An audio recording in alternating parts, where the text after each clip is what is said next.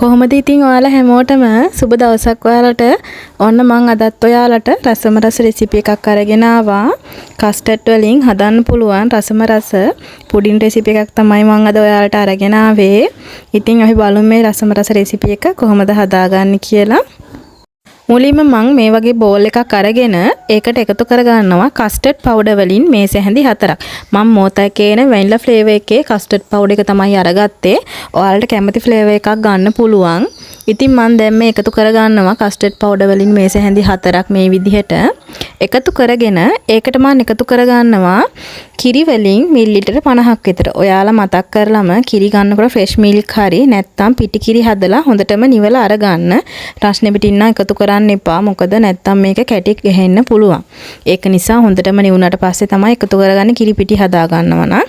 Fresh milk නම් ප්‍රශ්නයක් නැහැ. ඔයාලා මේ විදිහටම එකතු කරන්න. ඉතින් මේක මම මේ විදිහට හොඳට කලවම් කරගන්නවා විනාඩියක් විතර අරගෙන. කස්ටර්ඩ් පවුඩර් එක හොඳට මේ කිරි එකත් එක්ක දිය වෙනකම්ම කලවම් කරලා මම මේක පැත්තකින් තියා ගන්නවා. දැන් මම පෑන් එකක් අරගෙන ඒකට එකතු කරගන්නවා කිරි වලින් මිලිලිටර් 400ක්. ඔයාලත් පිටි කිරි ගන්නවා නම් ඉස්සෙල්ලා මං කිව්වා වගේම හොඳට නිවලා අරගන්න. පිටි කිරි හදා ගන්නකොට ඔයාලා උණු වතුර මිලිලිටර් 400කට කිරි පිටි පුරවලා මේස හැඳි 4ක් එකතු කරගන්න.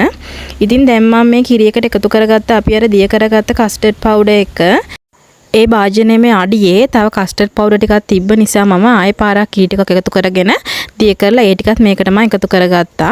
ඉතින් දැන් මම මේ කස්ටර්ඩ් ටික එකතු කරලා හොඳට මේක ටිකක් කලවම් කරලා දැන් මම මේ එකතු කරේ සීනි වලින් මේසෙ හැඳි 3ක්. ඔයාලට කැමති විදියකට සීනි එකතු කරගන්න පුළුවන්.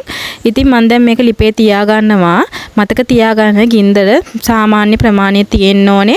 ඒ වගේම තමයි මේක අපි ලිපේ තියාගත්ත වෙලේ ඉඳලම එක දිගට හැඳි ගන්න ඕනේ. නැත්තම් කස්ටර්ඩ් ටික අඩියට ගිහිල්ලා මේකේ අඩිය අල්ලන්න පුළුවන්. ඉතින් මේ විදිහට ඔන්න මම හැඳි ගන්නකොට මේ විනාඩි 3ක් විතර ගියාට පස්සේ ඔයාලට පේනවනේ මිශ්‍රණය උකු වෙලා තියෙන්නේ හොඳටම. ඉතින් මේ විදිහට මම දිගටම හැඳි ගාගෙන තව විනාඩි 4-5ක් මේක මේ විදිහට මුයා ගන්නවා. ඔන්න මේ තමයි තවත් විනාඩි 3ක් විතර ගියාට පස්සේ ඔයාලට පේනවනේ මිශ්‍රණය හොඳටම උකු වෙලා තියෙන්නේ. ඉතින් ඒ වගේම තමයි ඔයාලා මේක එක දිගට හැඳි ගන්න.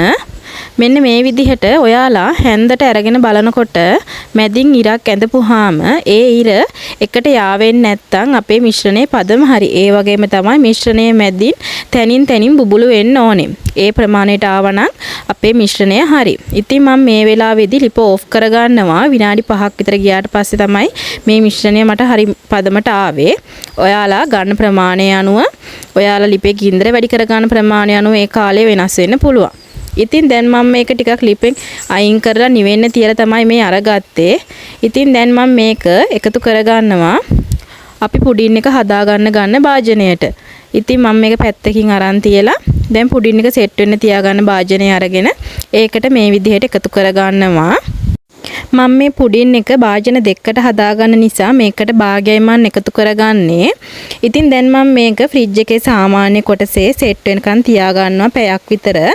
ඔයාලට මේක එළිය වුණත් තියාගන්න පුළුවන්. පැය දෙකක් විතර එළිය තියාගත්තාම මේක හොඳටම සෙට් වෙනවා. ඒවන කමක් නැහැ ෆ්‍රිජ් එකේ තියාගන්න. ඉතින් දැන් මේ තමයි ඔන්න පැයකට විතර පස්සේ පුඩින් එක මම එළියට අරගත්තා. හොඳටම සෙට් වෙලා තියෙන්නේ. මම දැන් වෙන භාජනයකට මේක අයින් කරගන්නවා. අයින් කරගෙන මම මේ විදිහට උඩින් කපා ගන්නවා. චූටි කෑලි වලට කැමති ප්‍රමාණයට උඩින් කපාගෙන ඉවර වෙලා ඒකට මම එකතු කරගන්නවා සීනි සිරප් එකක්. ඔයාලා මේක කලින් හදාලා තියාගන්න. රස්නේ පිටින් එකතු කරන්න එපා. සීනි සිරප් එක හදන වීඩියෝ එක නම් මම වීඩියෝ කරේ නැහැ. මම ටිකක් කැරමල් කරලා තමයි සීනි සිරප් එක හදාගත්තේ. දැන් මම මේ සිරප් එක මේ විදිහට පුඩින් එක උඩින් එකතු කරගන්නවා. බලන්නකෝ ඇත්තටම මාර ලස්සනයි. ඒ වගේම තමයි හරිම රසයි මේක. මේ විදිහට ඉතින් එකතු කරලා ඔයාලට කන්නයි තියෙන්නේ. ඇත්තටම මාරම රසයි. හදලා බලලා කොහොමද කියලා මට කමෙන්ට් එකක් දාගෙන යන්න. ඇත්තටම කිරි පැණි ඕන නැහැ, යෝගට් ඕන නැහැ. මේ පුඩින් එකක් හදාගත්තාම ඒ තරමටම මාරම රසයි. ගෙදරට එන ඕනෑම අමුත්තෙකුට දෙන්න පුළුවන් රසම රස පුඩින් එකක් තමයි මේක. ඉතින් ඔයාලා හදලා බලන්න. ආයෙත් මම ඔයාලට මේ වගේම රසම රස ලේසිම අලුත් වීඩියෝ එකක් අරගෙන ඉක්මනටම හම්බෙන්නම්. ඔයාලට සුබ දවසක්.